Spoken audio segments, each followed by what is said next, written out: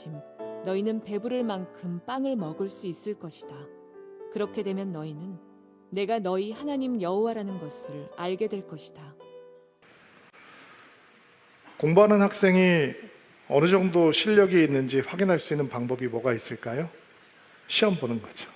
시험 보면 내가 아는 게 뭔지, 내가 더 익혀야 되는 것이 뭔지 확인할 수 있습니다. 시험 안 보면 다 아는 것처럼 생각이 됩니다. 근데 시험을 보면 자기 실력이 드러나는 거죠. 운동선수가 자기에게 어느 정도 실력이 있는지 확인할 수 있는 방법이 뭐예요?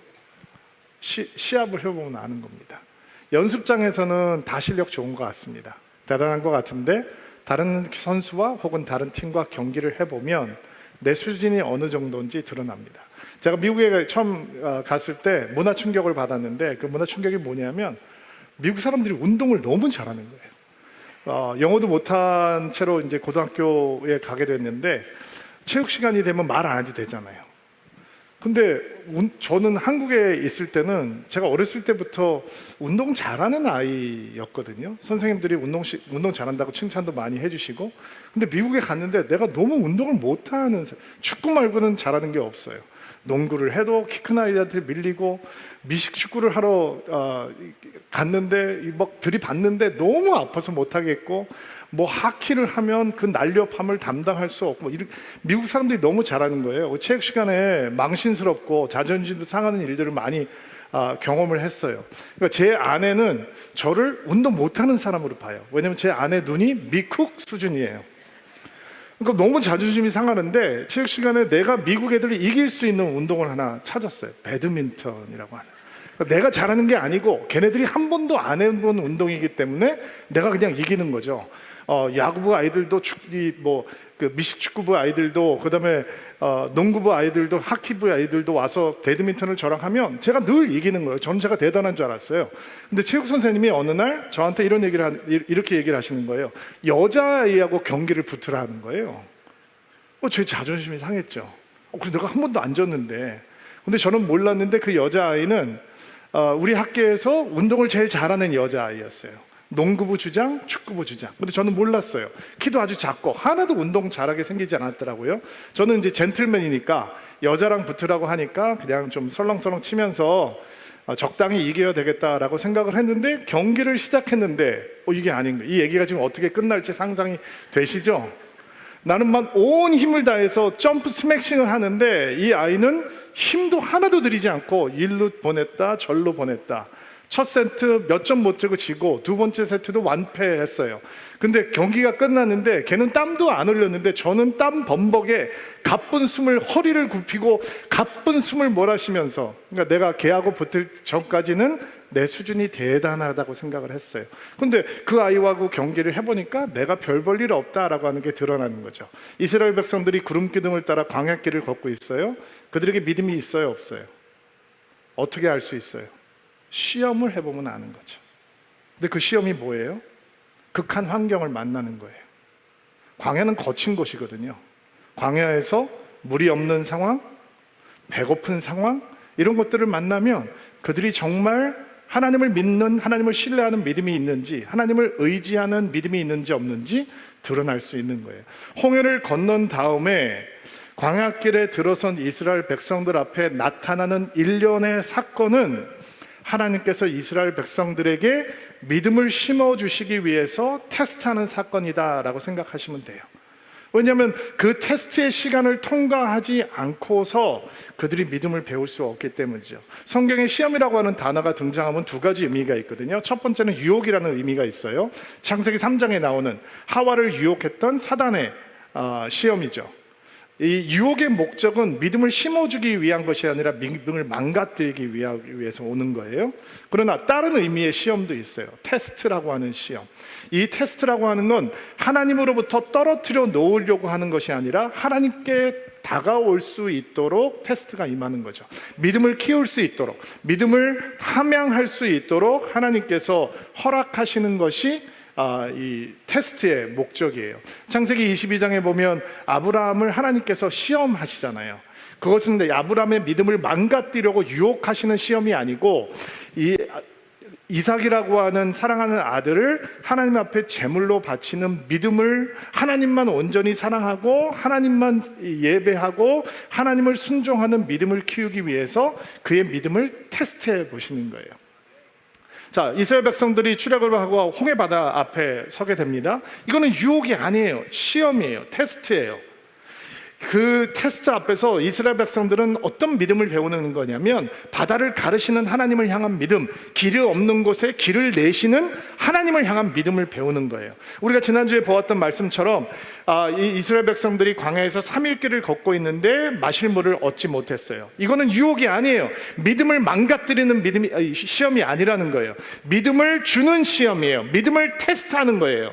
믿음을 길러 놓을 수 있는 믿음이네. 그 하나님께서는 어떤 은혜를 베풀어 주세요? 그 쓴물이 단물로 변하는 은혜를 주시죠. 엘림이라고 하는 오아시스로 인도하는 물 주시는 거예요. 오늘도 이스라엘 백성들이 시험을 만납니다. 이집트를 떠난 지 한 달이 됐으니까 가지고 나온 식량이 다 떨어졌겠죠. 그리고 그들에게 배가 고프니까 이제 불평하고 원망하는 것들이 생기기 시작해요. 근데 이거는 유혹이 아니에요. 시험이에요. 테스트예요. 이거를 잘 통과하면 믿음이 길러지는 거예요. 이스라엘 백성들이 그 시험 앞에서 어떻게 반응하는지 한번 볼까요? 1절부터 3절까지 오늘 본문 말씀 한번 볼게요. 읽겠습니다. 시작. 이스라엘 모든 무리가 엘림을 떠나 신광야로 갔습니다. 신광야는 엘림과 시내산 사이에 있었습니다. 그때는 그들이 이집트에서 나온 한 달째 되는 두 번째 달 15일이었습니다. 그때 모든 이스라엘 무리가 광야에서 모세와 아론을 원망했습니다. 이스라엘 백성이 모세와 아론에게 말했습니다. 여호와께서 우리를 이집트 땅에서 죽이시는 것을 차라리 좋을 뻔했소. 이집트에서는 고기 삶는 속도 곁에 있었고 빵도 배부르게 먹었소. 그런데 광야로 이끌어내어 우리를 굶어 죽게 하고 있어. 배가 고프니까 먹을 것이 없으니까 이렇게 원망과 불평하는 마음이 듭니다. 이게 노예 근성이죠. 이집트를 그리워하는 노예 근성. 노예가 잘 먹었으면 얼마나 먹었겠어요. 짐승처럼 살았거든요. 강제 노역에 동원이 돼서 인권이 어디 있겠어요. 그런데 이 노예 근성이 발동이 되는 거예요. 이집트를 그리워하게 되는 거죠. 이집트가 풍요로웠다고 스스로 착각을 하는 거예요. 이스라엘 백성들이 식량이 떨어지니까 하나님을 의지하고 하나님을 바라보는 대신 다시 노예 근성이 살아나기 시작하니까 하나님을 향해 원망의 소리를 뱉고 있는 것입니다. 여러분, 광야는 힘든 곳입니다. 그러나 광야가 어떤 선물이 될 수 있는지를 기억하면 광야에서 만나는 환경들이 하나님을 바라보는 환경이 됩니다. 광야는 하나님과 내가 함께 있다라고 하는 것을 확인하는 최적의 장소가 됩니다. 광야는 거칠기 때문에, 광야는 험하기 때문에, 광야는 의지할 수 있는 곳이 안 되기 때문에 내가 하나님과 함께 있다라고 하는 것을 확인하지 않으면 하나님을 향해 모든 것이 불평과 원망의 이유가 되는 겁니다. 광야에서는 내가 무엇을 가지고 있는가, 그것이 중요하지 않습니다. 광야에서는 오직 한 가지가 중요합니다. 내가 누구와 함께 있는가를 기억하는 것입니다. 내가 하나님과 함께 있다라고 하는 것을 기억하지 못하면 광야는 견딜 수 없는 곳이 됩니다. 그래서 하나님께서 이스라엘 백성들을 광야로 인도하시는 겁니다. 광야에서 내가 하나님과 함께 있다라고 하는 것을 잊으면 이집트가 그리워집니다. 이집트에서 누렸던 부귀 영화가 있다고 착각하게 됩니다. 이 인생을 광야라고 얘기하잖아요. 인생 광야에서 우리가 하나님과 함께 있다라고 하는 것을 잊으면 세상이 그리워집니다. 세상에서 누렸던 즐거움과 모든 것들을 그리워하는 못된 노예 근성들이 살아나게 되는 것입니다. 하나님께서는 이렇게 하나님과 함께 광야에 있다라고 하는 것을 망각하고 불평하고 원망하고 있는 이스라엘 백성들을 어떻게 은혜를 베풀어 주시는가? 그 불평과 원망을 잠재우는 하늘의 양식을 내려 주십니다. 이게 하나님의 불평과 원망을 잠재우는 방법이십니다. 더 큰 은혜를 주시는 거예요. 한 번도 경험하지 못했던 새로운 은혜를 부어주심으로 그들의 원망을 없애주시기를 원하고 그들의 불평을 잠재우시기를 원하는 거예요. 만나에 대한 얘기 우리 많이 알고 있잖아요. 그들이 무엇인지도 알지 못하고 먹었던 하늘에서 주어진 생명의 양식, 이 만나라고 하는 하나님의 선물 속에 우리가 배워야 되는 믿음의 교훈들이, 믿음의 메시지들이 있거든요. 오늘 그것들을 하나씩 생각해 보면서 말씀을 나눠보도록 하겠습니다. 4절 말씀 같이 한번 한 목소리 읽어볼게요. 시작. 여호와께서 모세에게 말씀하셨습니다. 내가 너희를 위하여 하늘에서 비를 내리듯 양식을 내려줄 터이니 백성들이 날마다 나가서 그날에 필요한 양식을 거두도록 하여라. 내가 이 일로 백성들이 내게 가르친 대로 하는지 하지 않는지를 시험하여 볼 것이다. 자, 만나 속에서 찾게 되는 믿음의 교훈들이 오늘 제가 4가지로 정리를 해서 여러분들과 나눌 텐데, 첫 번째 우리가 들어야 되는 믿음의 메시지는, 믿음의 사람들은 자신의 수고와 노력을 의지하고 살아가는 사람이 아니라 하나님의 돌보심을 의지함으로 살아가는 사람이다라고 하는 것을 만나 속에서 배우게 되는 거예요. 만나의 선물 속에서 배우게 되는 거예요. 하늘에서 비를 내리듯 양식을 내려줄 것이다. 우리가 비를 만들어낼 수 없듯이 만나는 나의 수고와 노력과 상관없이 은혜로 주어지는 거예요. 자, 이렇게 얘기를 하면 이 믿음의 사람들은 자기의 땀 흘림, 수고, 노력 이런 것들이 필요 없다, 그것이 무의미하다라고 생각하셔서 절대로 안 돼요. 창세기를 열면 우리는 어떤 하나님을 처음 만나게 되냐면 일하시는 하나님을 보게 되죠.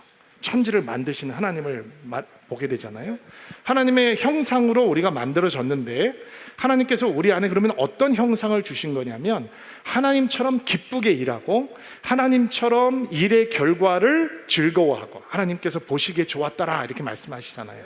그런 것처럼 일의 결과를 기뻐하고 탁월함으로 일할 수 있는 하나님의 형상이 우리 안에 주어졌다는 거예요. 많은 사람들이 노동이 타락의 결과다라고 생각하는데 그렇지 않아요. 인간이 타락하기 전에 하나님께서는 하나님의 창조의 세계를 다스리고 케어하라고 위임해 주셨잖아요.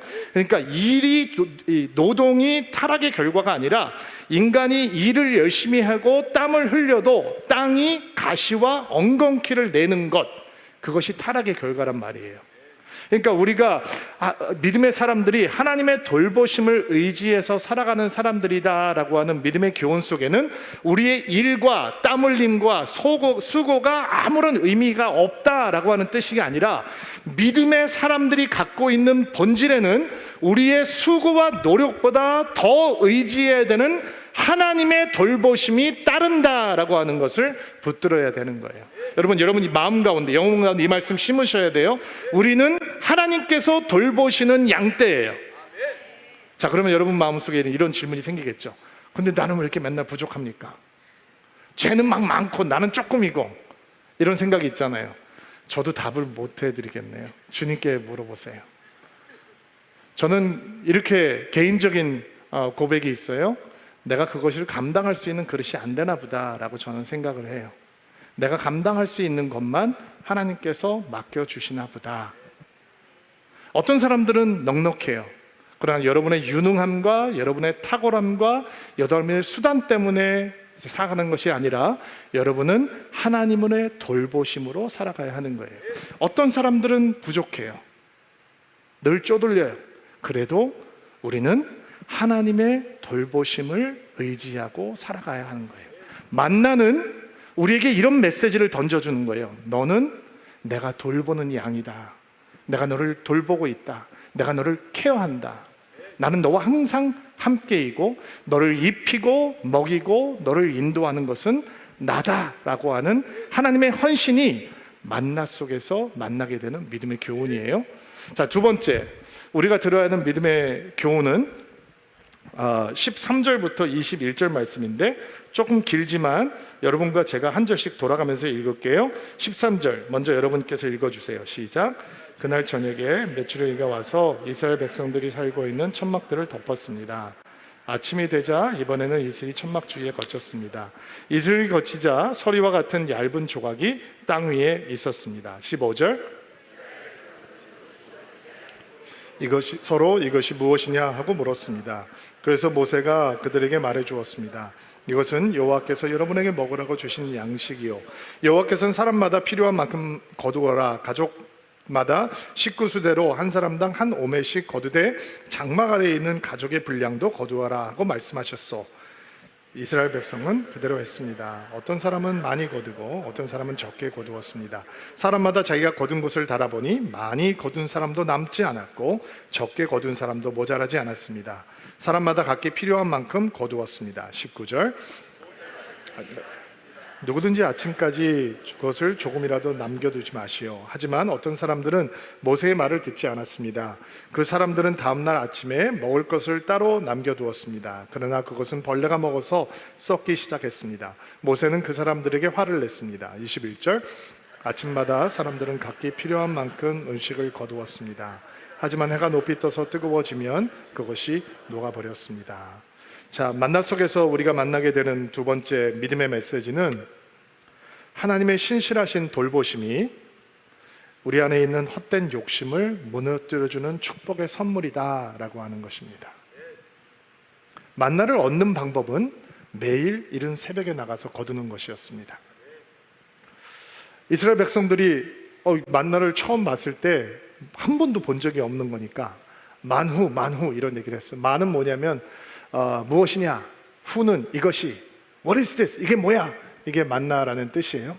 한 번도 본 적이 없으니까 이게 뭐야? 라고 하다가 하나님께서 주신 생명의 양식, 하늘의 양식을 만나라고 부르게 된 것입니다. 하나님께서 만나를 거두는 원칙을 주셨는데 그날 먹을 수 있는 분량만 거둬들이게 하셨습니다. 욕심을 내서 더 많이 거둬들이면 남은 것들은 하루가 지나면 썩어버리고 벌레가 꼈다라고 얘기를 하죠. 오직 안식일 전에만 이틀치 분량을 거두게 하셨습니다. 자, 여러분 안에 있는 근본적인 불만족의 이유는 뭡니까? 쌓아놓지 못해서이죠. 평생 내 자식 때까지 쓸 수 있는 거 못 쌓아놨기 때문에 불안해하고 하게 되는 것입니다. 그래서 우리는 기도하죠. 하나님 많이 쌓아놓을 수 있도록 기도합니다. 부끄러운 기도인데 더 많이 쌓아놓을 수 있게 해주세요 라는 기도를 우리는 주저하지 않게 됩니다. 그런데 성경은 우리에게 그런 기도를 가르쳐 주지 않습니다. 성경은 땅에다 쌓아두라 라고 얘기하지 않고 하늘에 쌓아두라 라고 얘기합니다. 그 이유는 하늘에 쌓아두면 좀과 동록이 해하기 때문이다. 도둑이 구멍을 뚫고 도둑질을 하기 때문이다 라고 얘기를 합니다. 하늘에 쌓아두면 좀과 동록이 해하지 못하고 도둑이 구멍을 뚫지도 못하고 도둑질할 수 없다라고 얘기합니다. 예수님께서는 기도를 가르쳐 주시면서 오늘날 우리에게 일용할 양식을 달라라고 기도하라라고 말씀하시죠. 얘기를 하시는 예수님께서도 만나를 생각하시면서 얘기하셨을 것이고 예수님의 가르침을 듣는 이스라엘 백성들도 만나를 생각하면서 그 기도를 배웠을 것입니다. 예수님께서 가르쳐 주셨던 기도는 매일매일 하나님께서 주시는 공급함과 축복의 선물을 위해서 기도하라라고 하는 것이었습니다. 매일 그날 먹을 수 있을 만큼만 거둬들이는 만나. 욕심이 있는 사람들 많이 거둬들였을 거예요. 여러 가지 방법으로 보관을 해보려고 애썼을 거예요. 그러나 만나는 욕심으로 보관할 수 없는 것이었습니다. 만나는 욕심을 채울 수 없는 하나님의 선물이었습니다. 욕심은 밑빠진 독입니다. 아무것도 욕심을 만족시킬 수 있는 은혜는 없습니다. 여러분 어떻게 우리가 만족합니까? 많이 가진다고 만족이 되나요? 사람들이 넉넉하면 넉넉할수록 더 많이 원합니다. 욕심이 끝이 없어요. 부유하면 부유할수록 더 집착합니다. 더 움켜쥐려고 하는 거죠. 많은 사람들은 내가 지금 욕심이 있는 이유는 내가 삶에 결여가 있기 때문이다. 뭔가 부족함이 때문이다 라고 얘기를 합니다. 그러나 주어지면 주어질수록 우리의 욕심은 점점 더 커집니다. 여러분 안에 욕심이 있어요? 없어요? 있어요? 잘 안 없어져요? 감추기는 좀 하죠. 우리가 욕심이 없는 것처럼 내 욕심을 통해서 하나님께서 영광 받으실 수 있다고 생각하면서 잘 감추기는 해요. 얼마 전에 꿈을 꿨는데 예수님께서 나타나셨어요. 예사롭지 않은 꿈인 거죠. 저한테 이렇게 말씀하시는 거예요. 여호수아야, 내가 소원 한 가지만 들어줄게. 한 가지만 얘기해봐. 꿈속에서. 근데 제가 지금 깨있는 상태 아니에요. 깊은 잠에 빠져 있어요. 근데 꿈속에서 내 마음이 번잡해졌어요. 나는 꿈속에서 내가 그렇게 한꺼번에 많은 생각을 할 수 있다는 걸 몰랐어요. 얘기를 해야 되는데 내가 목사니까 뭐 거창한 소원을 얘기해야 될 거 아니겠어요? 하나님, 서울 드림교회가 불처럼 부흥하고 이 땅을 바꾸고 이 민족을 바꿀 수 있는 교회가 되기를 원합니다. 아니면 목사니까 좀 더 큰, 한국 교회가 지금 위기라고 하는데 한국 교회가 흔들리고 있는데 하나님, 대한민국의 교회가 다시 한번 복음의 푸른 계절을 만나고 교회가 막 살아나기를 원합니다. 아니, 더 큰 기도 제목으로 하나님, 저 북녘 땅에, 북한 땅에 동방의 예루살렘이라고 불렸던 그 평양에 다시 한번 교회 종소리가 울려 퍼지고 이 북쪽에 살고 있던 우리 민족들이 복음으로 변화되는 놀라운 일들이 일어나길 원합니다. 이런 뭐 거창한 소원을 하나 말해야 되는데 너 소원 하나 얘기해봐, 여호수아야, 내가 들어줄게 라고 했는데 이거 꿈이에요 하는 예수님께서 안 하시는 거예요. 그 소원이 이뤄질 리 만무한데 꿈속에서 내가 선뜻 얘기를 못하는 거예요. 내 속에서 막 온갖 잡생각들이 돌아다니는데 너무 부끄럽고 수치스러운 거예요. 제가 왜 얘기하지 못했을까요? 감춰놓은 욕심이 있어요. 내가 그것을 들킨 것 같아 주님 앞에 너무 괴로웠어요. 죄송했어요. 근데 왜 그런 꿈을 주셨을까? 아마 하나님께서 네 안에 있는 욕심이 이렇게 추악하다, 여전히 견고하게 남아있다라고 하는 걸 회개시키려고 하신 것이 아닌가라는 생각이 들어요. 여러분, 욕심이 없는 사람이 어디 있겠어요? 욕심이 언제 무너지나요? 많이 가지면? 절대로 그렇지 않아요. 우리 안에 욕심이 있다라고 하는 증거가 뭔지 아세요? 자꾸 부러워한다는 거예요. 누구를? 어떤 환경을 부러워하고 다른 사람을 부러워해요. 아니, 나도 저렇게 됐으면 좋겠다. 저런 직업이 있으면 좋겠다. 나도 저 정도로 돈이 있으면 좋겠다. 아니, 나도 저런 가정이 있으면 좋겠다. 나도 저런 배우자가 있으면 좋겠다. 저런 자녀가 있으면 좋겠다. 저런 직업이 자꾸 부러워하는 거예요. 또 우리 안에 욕심이 견고하게 남아있다라고 하는 건 행운을 기대하는 마음이 있는 거예요. 일확천금. 그래서 로또 사는 거예요. 막연한 마음으로 이거 좋다 그러면 이거 투자하고 저거 좋다 그러면 저거 투자하고 귀가 얇아지는 이유가 우리 안에 욕심이 있기 때문이에요. 또 욕심이 우리 안에 남아있다라고 하는 건 내가 형편이 안 되는데 플렉스 하는 거예요. 요즘 젊은 사람들이 그렇게 플렉스 소비가 많다고 하죠. 빚을 내서 다 갚을 수 없는 크레딧 카드를 긁어대면서 자기가 원하는 것을 갖는 거예요. 이게 바로 우리 안에 욕심이 남아 있다라고 하는 거예요. 욕심이 있을 때 매일매일 주어지는 하나님의 만나는 감사하지 못합니다. 매일매일 주어지는 하나님의 만나 때문에 오히려 불안합니다. 내일 안 오면 어떡하지? 모자라면 어떡하지? 다른 사람들이 나보다 더 많이 가져가면 어떡하지? 라는 생각이 듭니다. 욕심은 만나를 많이 거두어 들일 때 없어지는 것이 아니라 하나님의 돌보심 앞에 나를 온전히 의탁할 때 없어지는 겁니다. 만족은 내가 원했던 것을 가질 때 오는 것이 아니라 하나님이 나를 돌보시는 분이며 내가 그 하나님의 돌보심 앞에 나를 온전히 드릴 때, 온전히 던질 때 만족이라고 하는 것을 배우게 되는 것입니다. 하나님께서 이스라엘 백성들에게 약속의 땅, 축복의 땅을 예비하고 기다리고 계시잖아요. 그 땅이 얼마나 아름다운 곳인지 하나님께서는 젖과 꿀이 흐르는 땅이라고 했거든요. 그 땅의 소산이 사람들이 짊어지고 올 만큼 풍성한 열매를 가지고 있었거든요. 그리고 이 모세가 이스라엘 백성들이 가나안 땅에 들어가기 전에 고별 설교를 하면서 당신들은 그 땅으로 들어가면 부요하게 될 것이요, 그러나 그 부요함 때문에 하나님을 잊지 마시오 라고 설교를 하거든요. 여러분, 진짜 참 만족은 우리가 원했던 것들을 움켜쥐고 갖는 것으로 이루어지는 것이 아니라 하나님의 돌보심을 기뻐하고 하나님의 돌보심 안에 나를 온전히 드릴 때 만나게 되는 것이 하나님께서 주시는 참 만족이라고 하는 것입니다. 13절 말씀을 보면 이런 말씀이 등장을 하죠. 많이 거둔 사람도 남지 않았고 적게 거둔 사람도 모자라지 않았다. 이게 은혜입니다. 만나는 하나님의 하나님께서 우리의 욕심, 헛된 탐욕을 무너뜨리기 위해서 주시는 하나님의 축복의 선물이 되는 것입니다. 자, 31절 만나를 통해서 만나게 되는 세 번째 믿음의 메시지 한번 볼게요. 31절 말씀 한 목소리 읽어보겠습니다. 시작. 이스라엘 백성이 그 음식을 만나라고 불렀습니다. 만나는 작고 하얀 고수나무 씨처럼 보였습니다. 만나의 맛은 꿀로 만든 과자와 같았습니다. 하나님께서 만나를 큰 식빵 덩이로 주시지 않았어요? 그럼 편했을 텐데, 그렇죠? 나가면 그냥 식구 수대로 덩이 주워오면 되는데, 쉬운 성경에는 고수나무 씨같이 생겼다라고 얘기했고, 개역 개정 성경에는 갓씨 같다라고 얘기하고, 영어 성경에는 코리앤더 시드라라고 이렇게 번역을 해 놓았어요. 그러니까 작은 알갱이처럼 플레이크처럼 만나가 내렸던 것 같아요. 여기에 믿음의 메시지가 담겨져 있죠. 만나를 매일매일 가서 거두어야 되는데, 이 만나를 거두는 행위가 하나님의 은혜에 기쁘게 참여하라라고 하는 초청이 되는 거예요. 하나님의 역할은 만나를 내리는 것까지예요. 우리의 역할은 만나를 거두어 드리는 거예요. 식구 수대로, 먹을 수 있는 대로. 여러분이 만약에 만나를 거두러 나간다면 어떤 마음으로 거둬 드리겠어요? 쭈그리고 앉아서 거둬야 될 거 아니겠어요?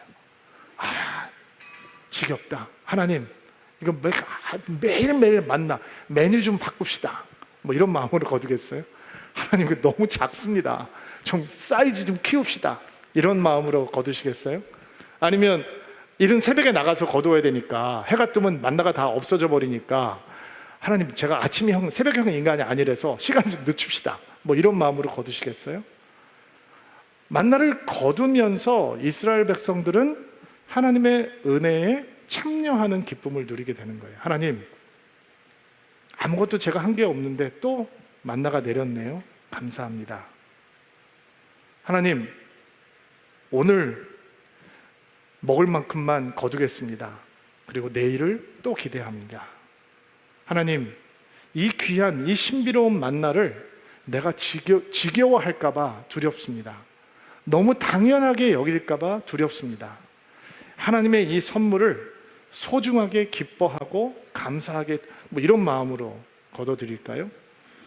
만나를 거둬들이는 사람들은 하나님의 은혜로부터 멀어지는 문도 만나고 더 하나님의 은혜에 가까이 나아가는 문도 만납니다. 선택은 매일매일 거둬들이는 사람들이 하는 것입니다. 만나를 주시면서 하나님께서는 우리에게 이런 영적인 도전과 초청을 하시는 겁니다. 은혜 앞에서 무덤덤한 자가 되지 말고 은혜에 기쁘게 참여하는 자가 되라라고 하는 메시지죠. 조용필 콘서트를 갔습니다. 저 조용필이라고 하는 가수의 음악을 저는 별로 개인적으로 이렇게 좋아하는 건 아닌데, 조용필 콘서트를 왜 갔냐? 신 목사님이 가고 싶어 해서 갔습니다. 너무 조용필 콘서트 가고 싶다고 노래를 해서 교역자들 뭐 젊은 교역자들이 뭐 조용필을 잘 알겠어요? 뭐 잘 모르죠. 근데 우리가 가자 그러니까 다 따라왔습니다. 근데 조용필 콘서트를 도착했는데 신 목사님이 주차장을 찾다가 길을 잘못 들어서 집으로 돌아가는 고속도로를 타게 된 거예요. 그리고 B형이잖아요, B형. 그러니까 화가 난 거죠. 그리고 화가 나서 집으로 가버렸어요. 저는 조용필 콘서트를 별로 가고 싶지 않았는데, 이제 원했던 사람은 화가 나서 집에 가고, 저는 조용필 콘서트장으로 들어갔어요. 콘서트장 들어가기 전에 뭘 사요? 요즘 뭐 아이돌 그룹들은 그 와이파이 연결되는 야광봉을 다 들고 있지만, 이게 옛날 사람들이 모이는 곳이니까 야광봉을 팔더라고요. 그래서 야광봉을 몇 개 샀어요. 들어갔는데 저는 그 음악을 별로 좋아하지 않으니까 야광봉을 켜지도 않고 그냥 팔짱 끼고 앉아서 그 콘서트 음악을 듣고 있었어요. 근데 옆에 있는 아주머니가 한 분이 저한테 이렇게 얘기를 하는 거예요. 아저씨, 잘 안 들어보는 말이잖아요. 저는 목사니까 다 목사님이라고 그러니까 이 아저씨라고 내가 부르면 내가 너무 당황하거든요. 아저씨, 그 야광봉 안 쓰실 거면 좀 주실래요? 그러는 거예요. 그래서 뭐 나는 안 쓸 거니까 저기 주니까 그걸 켜고서 막 흔들면서 그렇게 좋아하는 거예요. 그리고 나서 제 눈에 어떤 사람들이 눈에 보이냐면, 조용필과 위대한 탄생의 음악을 온몸으로 받아들이고 춤추고 떼창을 부르는 사람들과 저처럼 원하지 않는데 와서 팔짱 끼고 있는 사람들이 눈에 보이는 거예요. 하나님의 은혜 앞에 만나, 기가 막힌 은혜죠. 매일 하늘에서 하나님의 양식이 내려오는 거예요. 근데 그것을 무덤덤하게 받을 수도 있고, 민수기에 보면 내가 이게 지겹다라고 이스라엘 백성들이 얘기합니다. 먹을 게 이거밖에 없구나 라고 얘기를 합니다. 은혜에 참여하지 못하는 영성, 병든 영성이 만나 앞에 있는 거예요. 제가 콘서트장에 가보니까 그게 보이는 거예요. 온몸으로 콘서트를 받아들이고 콘서트의 기쁨에 참여하는 자, 팔짱 끼고 있는 자, 화가 나서 집에 간 자. 여러분, 은혜 앞에서 무덤덤한 자가 되지 마십시오. 이게 만나의 메시지입니다. 하나님의 선물을, 하나님의 은혜를 기쁘게 받고 은혜에 참여하는 자가 되라라는 것입니다. 세 번째, 32절로 33절 말씀 읽어보겠습니다. 시작. 모세가 말했습니다. 여호와께서 말씀하셨어. 너희 자손을 위해 이 음식을 한 오멜 채워서 남겨두어라. 그래서 내가 너희를 이집트 땅에서 인도해낸 뒤에 광야에서 너희에게 주어 먹게 한 이 음식을 너희 자손이 볼 수 있게 하여라. 모세가 아론에게 말했습니다. 항아리 하나를 가져다가 만나 한 오멜을 거기에 넣으십시오. 그리고 그 만나를 여호와 앞에 두고 자손 대대로 간직하십시오. 만나에서 배우게 되는 믿음의 교훈, 만나를 통해서 받게 되는 믿음의 메시지는, 믿음의 공동체에는 가르쳐주고 가르침을 받는, 믿음을 전해주고 온 마음으로 그 믿음을 받아들이는 믿음의 선순환이 이루어져야 된다라는 것입니다. 금 항아리에 만나를 넣어두라고 했어요. 그리고 언약궤 앞에 두라라고 말씀을 하셨는데, 히브리서 9장 말씀을 보면 언약궤 안에 두었다라고 하는 표현도 등장을 합니다. 만나를 보관했던 이유는 만나를 한 번도 먹어보지 못한 사람들에게 하나님의 은혜를 가르쳐주기 위함입니다. 40년 동안 먹었거든요. 이스라엘 백성들이 가나안 땅에 들어가서 가나안 땅의 소산물을 먹기 전까지 먹었습니다. 그러면 정복 세대는, 정복 후에 태어난 세대는 만나를 먹을 필요도 없고 먹어보지도 못한 사람인데, 왜 하나님께서는 만나를 보관하게 하셨는가? 40년 광야 생활 동안 하나님의 돌보심의 은혜를 자손 대대로 이어주기 위함입니다. 여러분, 마지막 순간을 여러분의 자녀들과 보낸다면 여러분은 어떤 말을 마지막으로 하고 그들을 떠나야 할 것 같습니까? 언젠가는 그 시간이 우리에게 올 거 아니겠어요? 돈은 너무 조금 주면 욕먹고 많이 주면 싸워요. 뭐를 전해주는 아비의 세대, 어미의 세대가 된 것인가? 우리 사회에 삐뚤어진 보성, 삐뚤어진 모성 때문에 병들어가고 있다는 걸 우리가 요즘 알게 되잖아요. 그리고 우리는 충격에 빠져 있어요. 어떻게 우리의 사회가 이렇게 아프게 됐지? 답은 하나님께 있는 거예요. 우리 아버지의 세대가, 우리 어머니의 세대가 우리 자녀 세대에게 믿음을 가르쳐 줘야 되는 부르심이 있어요. 자녀의 세대는 아버지와 어머니의 믿음을 온 마음으로 받아들이고 아버지 어머니의 어깨 위에 서서 더 큰 믿음의 발걸음을 걸어가야 되는 부르심이 있어요. 근데 이 부르심을 마귀가 싫어해요. 우리 자녀들의 믿음의 발걸음이 더 위대하게 되는 것을 마귀가 싫어해요.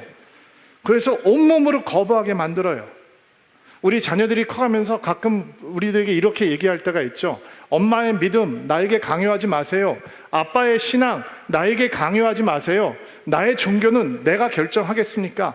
이게 하나님께서 주시는 마음이 아니라 세상의 영향력이거든요. 그래서 우리의 부모의 세대는 이 믿음의 선순환이 일어나기 위해서 투사가 되어야 돼요. 전사가 돼야 돼요. 솔저가 돼야 돼요. 워리어가 돼야 돼요. 우리는 온 마음을 다해 싸워야 돼요. 믿음을 받아들이기 거부하는 세상의 영향력 안에 들어가 있는 우리 자녀들을 향해서 중보하고 외치고 기도할 수 있는 투사들이 돼야 되고, 우리 아이들이 믿음을 받지 않겠다라고 얘기할 때 그 믿음을 전해 주어야 되는 이유를 조목조목 설명하고 그 아이들을 설득하고 그 아이들을 믿음의 사람으로 만들어낼 수 있는 집요한 열정이 우리 안에는 반드시 있어야 하는 거예요. 근데 이게 저절로 길러지지 않아요. 애쓰고 배워야 하는 거예요. 그래서 우리 2학기 때 하는 DBS에 너무 기대감이 있어요. 우리 형제님들은 다 아버지 학교 들어오세요. 우리 자매님들은 어머니 학교로 시작하세요. 직장 생활하는 자매님들 너무 죄송합니다. 일단 어머니 학교를 오전에만 시작할 수밖에 없는 환경 때문에 너무 죄송하게 생각하고, 다음에 저희들이 진행할 때는 저녁에도 준비해 드릴 테니까 우리가 믿음을 전해주고 우리 다음 세대들이 믿음의 자녀들이 될 수 있도록 정말 최선을 다하는 은혜가 우리 가운데 있게 되기를 바랍니다. 그것이 만나가 우리에게 던져주고 있는 믿음의 메시지입니다. 우리는 믿음을 전해주어야 되고 우리의 자녀 세대는 온 마음으로 믿음을 받아낼 수 있어야 하는 것입니다. 그런 믿음의 선순환이 있는 서울 드림교회가 되기를 바라고, 그런 가정이 여러분은 가정 되기를 주의 이름으로 축복합니다. 오랫동안 앉아 계셨는데 다 함께 일어나시겠어요?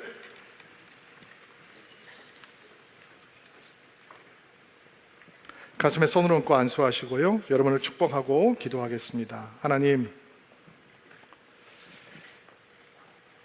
광야의 길에서 하나님께서 우리와 함께 하신다는 것을 잊는 순간 우리의 마음은 이스라엘 백성들처럼 불평과 원망으로 가득하게 되는 것을 보게 됩니다. 하나님께서 우리 광야에서 우리를 떠나지 않으시고 우리와 함께 하시는 하나님인 것을 보게 하옵소서, 믿게 하옵소서, 붙들게 하옵소서. 하늘을 열고 양식 만나라고 하는 신비한 하늘의 양식을 내려주시는 하나님의 은혜를 만납니다. 우리는 하나님의 돌보시는 사람인 것을 기억하게 하옵소서. 나의 땀 흘림과 노력과 수고를 의지하고 살아가는 인생이 아니라 하나님께서 우리를 돌보시는 하나님인 것을, 아버지인 것을 신뢰하고 살아가는 믿음의 인생 되게 하옵소서. 하나님, 우리 안에 헛된 욕심이 많습니다. 탐욕이 있습니다. 그래서 더 많이 가지려고 애씁니다. 그러나 가져도 우리는 만족을 모릅니다. 하나님의 만나, 하나님의 그 돌보심이 우리에게 참 만족을 줄 수 있다라고 하는 말씀을 온 마음을 다해 붙듭니다. 하나님의 만나라고 하는 축복의 선물로 우리의 욕심을 지워 주옵소서. 하나님, 은혜 앞에서 무덤덤한 자가 될까봐 두렵습니다. 만나를 거두며 은혜를 기뻐하지 못하고 참여하지 못하는 자가 될까 너무 떨립니다. 하나님의 은혜 앞에 기쁘게 참여하는 믿음을 우리에게 가르쳐 주옵소서. 하나님, 믿음을 전하고 믿음을 배우는 선순환이 만나라고 하는 선물이 우리에게 전해주는 메시지입니다. 우리 자녀들을 위해서 기도합니다. 우리 다음 세대를 위해서 기도합니다. 먼저 우리가 믿음을 전해줄 수 있는 부모가 세대가 될 수 있도록 도와주시고, 우리 자녀 세대들이 온 마음을 다해 믿음을 받아들일 수 있는 그런 세대가 되게 하옵소서. 한국 교회에 믿음을 다음 세대에 전해주는, 그리고 다음 세대가 믿음을 기쁘게 받는 믿음의 선순환이 끊이지 않고 일어나게 하시고, 부모 세대가 경험했던 부흥이 더 큰 부흥으로 우리 다음 세대에 이어지는 축복을 허락하여 주옵소서. 오늘도 말씀으로 살아가게 하시니 감사합니다. 예수님과 동행하는 한 주 될 수 있도록 주여 함께하여 주옵소서. 예수님의 이름으로 기도하옵나이다. 아멘.